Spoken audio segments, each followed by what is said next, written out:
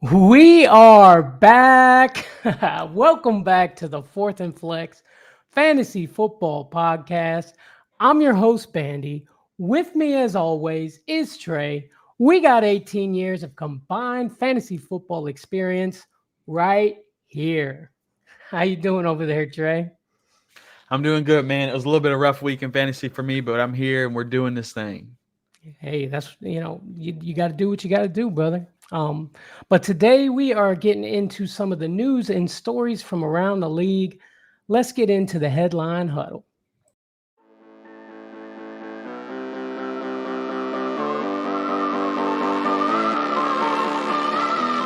It's the headline huddle.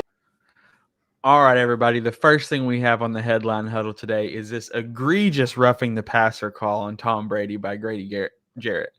Like, what is that, bro? I mean, okay, look, I get what you're saying. It may have looked rough to everyone, but you got to think about this. The whole Tua situation has the NFL in an uproar over things like this. That's why I don't understand why the same people who are begging the NFL to do more for these players are the same ones that are saying what's going on with this roughing the passer call. It's egregious call. You know what I'm saying? I get that, and it's just the when I watch the video, like it's just there's no head to head contact, there's no head to ground contact. I mean, he just gets turned and throwed. And I seen where they had talked to the judge and asked why he called this, and he said because of the way the hip toss was the same way that Tua got hip tossed, and that because of the angle that he like kind of when he carried him and he threw him a little bit, it Mm-hmm. was excessive basically.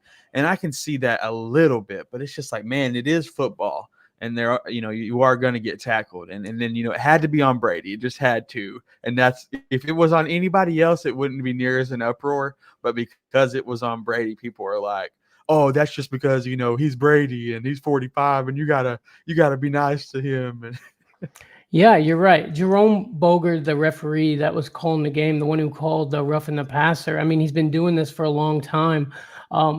I'm telling you, I think those referees have meetings and all that stuff, and they're talking to them, telling them they need to watch out for these guys a little more. And I mean, I think that's what we saw.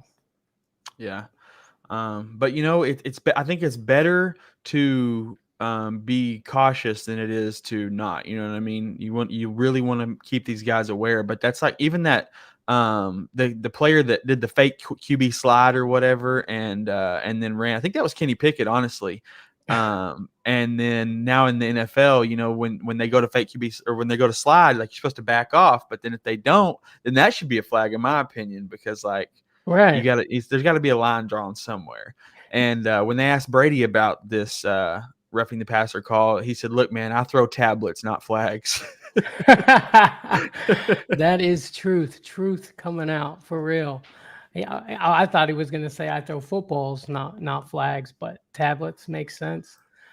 All Hey, right, moving on. Oh, go Packer ahead. Daily hopping in to say, "Hey, what's up over there, man? What's up, Packer Daily? Hey, thanks for joining us, brother." All right, the next thing we got in the headline huddle is Davante Adams facing discipline for pushing a credentialed person post game, a cameraman. That video, bro, I watched that and that was just like a bully mad crybaby. Like that's the best way to explain it. Like he was furious after the collision with Hunter Renfrow, the confusion on the final play, and he walks off the sideline, he throws his helmet down, storms off towards the locker room. Dude was just in his way. Pushes him and doesn't even blink, just keeps walking like, get out of my way, bitch. Yep. Exactly. I mean, Davante is not used to losing, man. That's all there is to it. He's not used to losing, and he's used to I'd say a quarterback with a higher standard for receivers. And I mean, it just showed everything there. I mean, this is crazy. He's going to get suspended for that. I think. I mean, there are I have no consequences doubt. to that. You're 100% correct, though. That is a crybaby move right there, and it's unacceptable. And then he come out for his apology. It didn't seem genuine at all. He was like, well, he just kind of got in my way and I was just like trying to get him out. No, you were pissed off. You saw an opportunity of a tiny dude not in pads and you Mhm. shoved him down. Like that's just bully mentality. And the thing was, you say about the high quality of quarterback, but The problem with that last play was Davante. I don't know if it was Davante Adams or Hunter Renfrew. One of them didn't run their route correctly. You know what I mean? They collided into each other. Otherwise, maybe that would have been a better play. But, there's frustration and you get mad, but you can't take it out on the cameraman, dude. He's just doing his job. Exactly. Ridiculous. Davante, you're better than that, man. Come on. After such an amazing fantasy performance by him, too. I mean, he only had a couple catches, but they were all freaking monster catches. Yeah, I lost the game because of him. So exactly. Thanks, And now Davante Adams owners, that shout out Davante Adams for letting all your owners down for the next couple of weeks, or however many games he gets suspended. I'm sure it'll be at least one, if not 2 or 3. It needs to be. Let's keep it moving, guys. So the next thing we want to talk about is the Tua Rule. They haven't really got a name for this yet, but it's the new thing that they're talking about, the concussion protocol. They're adding ataxia to the mandatory list of symptoms, which would stop a player from re-entering the game. They define ataxia as abnormality of balance, stability, motor coordination, or dysfunctional speech caused by a neurological issue. So basically, if they're jiggling and jiving, on the field, like Nyheim Hines Thursday night, you could clearly see that man had ataxia. And even if they go to the locker room and they pass the concussion protocol, if a judge on the field saw any kind of, loss of movement or something like that, then they're going to be out the rest of the game. And that's just how it's going to be. That's how it should be. Honestly, the NFL, I'm glad to see them taking responsibility for things and applying more rules, because you can't trust the word of the player. I was watching an interview. Peyton Manning talked about how they used to give them these tests before the game, and then they would give them a test if they were concussed or something like that. So they would see if they did worse on the test after, then that meant that they had a problem, a concussion or something like that. And so Peyton says that he used to go, and when he would do the test, he would do it bad the first time. So that way, when he took it the second time, he would, still be able to play. Wow, that's insane. I mean, that's crazy. I'm glad to see them taking it out of the hands of the players, because the players are going to play. That's what they do. That's what they're there for. That's what they want to do. Their whole life, they have practiced and did, countless hours of muscle, everything. You know what I'm saying? And I mean, it's good that they're doing this, I think. And to the people that were, talking crap about Teddy Bridgewater, saying that, he didn't even get hurt, like he was fine and everything. There was a sideline judge who saw him have a little buckle in his knees, and it was just a small amount, and it probably wasn't even shown on TV, but it was enough to where they called it. And I think that that's the best for these players. As much as we love fantasy and as much as it's so much fun for us and everything, these are real people we're talking about. And, their lives are most important. We don't want any of these guys, being brain dead or anything from, having a double concussion and all that stuff. Like, that's just not cool. It's a sport and it's fun and it's great, but we don't want anybody to get hurt out there, Absolutely. Couldn't agree more.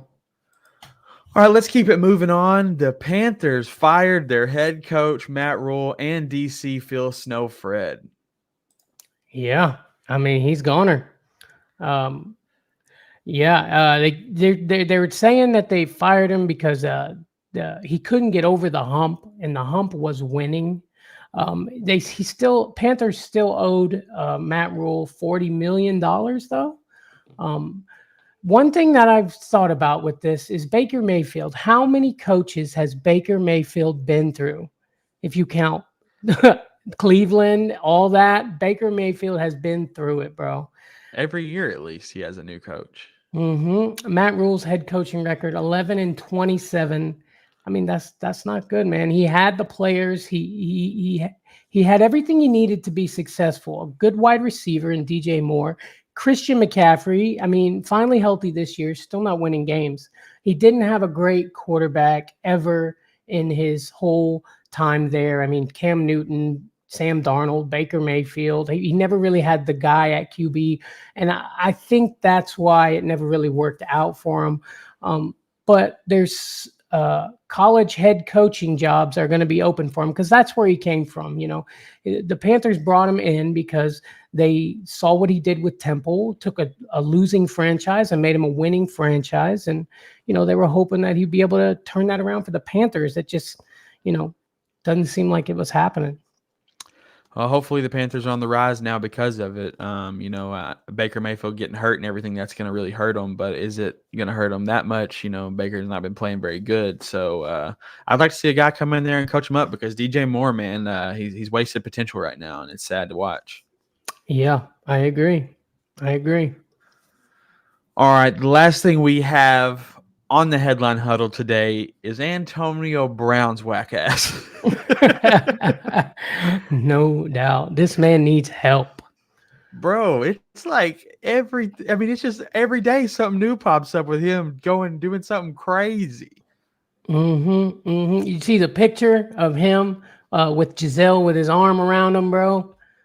Yeah, just taking shots at Tom Brady. And in the children's book, Daddy's Not Going to Be Home Tonight. Like, what? It's got Brady's face plastered on there. Like, bro, what is wrong with him? It's like he's just doing things to try to stay relevant. That's what it feels like to me. And he's taking shots. Yeah, exactly. And everybody's talking about AB. Everybody talk about AB. All these people in his ear talking about how, you're the man, AB. Don't let the haters get you down. Dude, I think he's a psychopath, bro. Yeah, no, he is, bro. He's just like looking at any opportunity to get in the spotlight. And now he's a rapper. Like he dropped an album. It's not good. I listened to a couple songs. It's not good. No. And he posted his check, how he made 150,000 off his rap album or whatever. And I'm like, bro, you made that in one game in the NFL. If you were smart enough, you'd still be there. The thing is, he's also being sued for trying to defraud the record company for saying he had like $179,000 in bills that he needed to pay, that he racked up charges on stuff. I mean, that's criminal. That's criminal, dude. He's messing up, dude. Every chance he gets, he's doing the wrong thing. Yeah, and then he made some post about the Cardinals calling them the retardinals. Like, I mean, he doesn't stop, and he's not gonna stop until someone shuts him up. You know what I mean? Whether it be that court case or whatever. But I mean, he also said that he won't play football again unless he plays with his son. Like, he's trying to take some LeBron spotlight, where LeBron's like he's not gonna retire till his son's in the league or whatever. And he's just like reaching and grabbing for anything that falls to him. You know what I mean? Because he's washed and he knows it, and everybody knows it, and he's just fighting for that last breath. And it's like, it's ridiculous, is what it is. I mean, he's exposing himself in swimming pools to people. When is enough going to be enough, AB? When you're sitting in jail? Because that's what's going to happen. Oh yeah, no doubt. He thinks he's above it all. You know. Yep.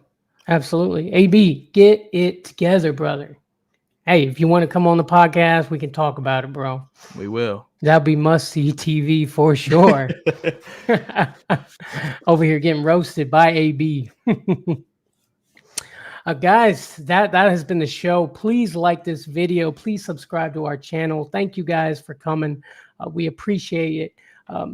We're moving up in the world. Things are happening for us. So you want to get in on this? You want to be a part of this? Guys, you can come on here. You can ask questions, anything you want. You can email the show, fourthandflex@gmail.com. Hit us with your start and sit questions, whatever. And hit the subscribe button, guys. We are so close to 1,000. Once we hit 1,000, we're going to start doing giveaways. All kinds of stuff's going to be popping. Hit the notification bell, because when we go live on Tuesdays and Fridays, you need to be there. Absolutely. All right? Come check us out and learn something. Yes, sir. Yes, sir. All right, we'll see you guys. Guys, if you're watching us, also we're doing another show at 7:30. We're doing our waiver wire pickups. You guys are going to be able to watch us every Tuesday and every Friday around 7:30. Check our channel for the exact time, but it's going to be around that time every Tuesdays and Fridays. Come see us, guys. Peace.